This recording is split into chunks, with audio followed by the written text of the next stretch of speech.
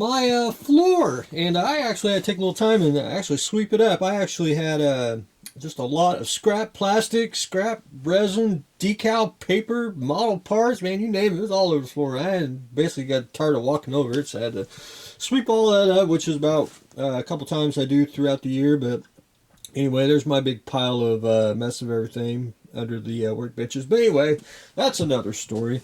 The P38, and I'm going to try to finish it either today or definitely tomorrow. I started putting on the decals, and I got all the stars, the letters, top and bottom here. Got the most important one, the little buckaroo.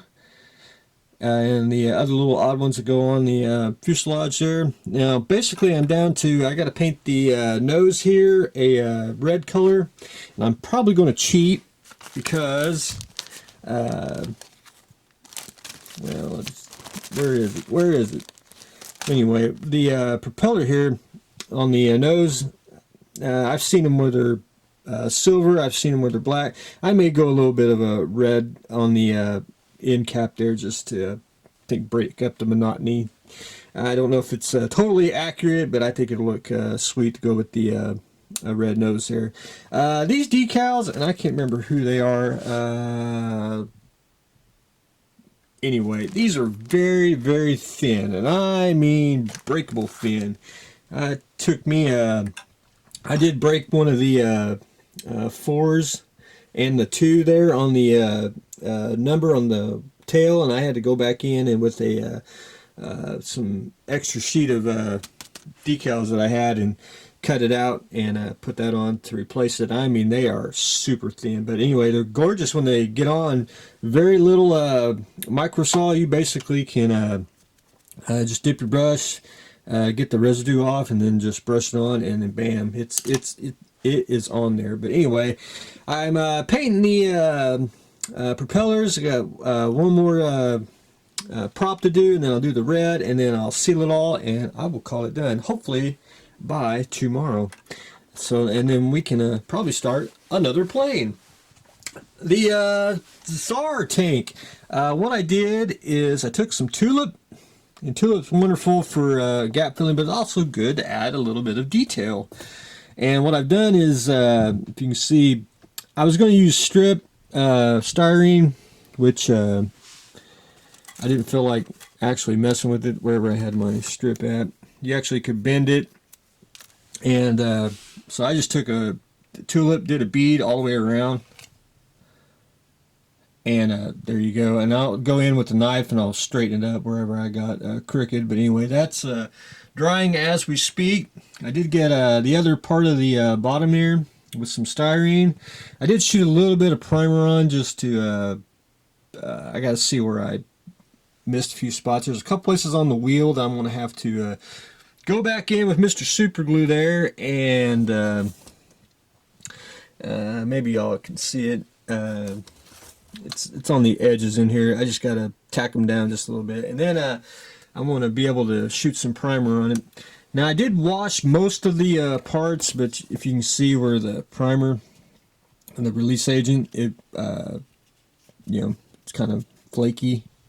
That means I didn't wash that really well. But anyway, this is Harbor Freight's sandable primer. I'm going to probably get, they got a filler one, and that's probably the one I want to try it out.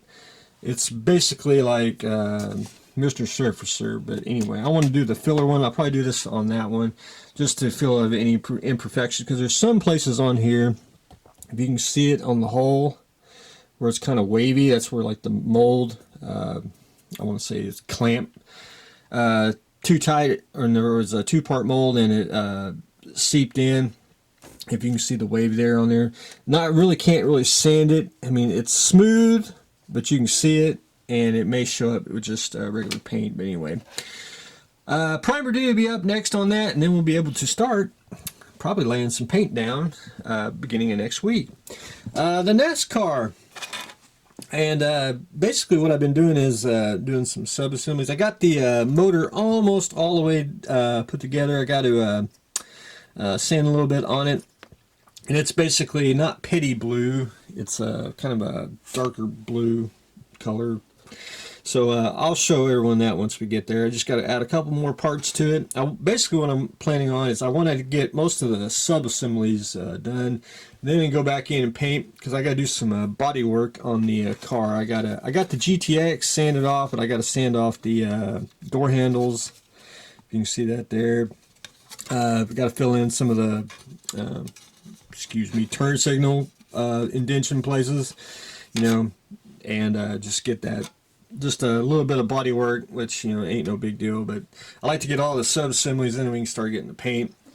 And of course I got to get the wheels off of the die cast, and once you get the sub assemblies done, then we can get basically the basic paint coat on, and then we can start doing some detail painting. I did get the steering wheel in, got the gear shift cut off the stock there, and that's just ready basically to be painted.